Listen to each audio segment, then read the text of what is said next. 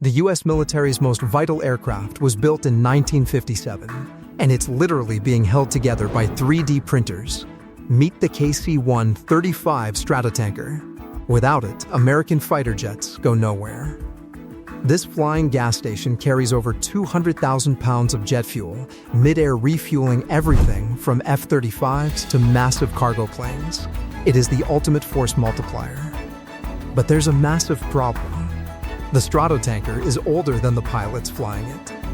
Replacement parts haven't been manufactured in decades. To keep this Cold War relic in the sky, Air Force mechanics use advanced 3D scanners to reverse engineer broken components. They fabricate brand new parts from scratch using modern digital tech.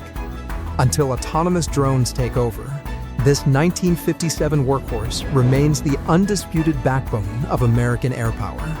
Follow for more.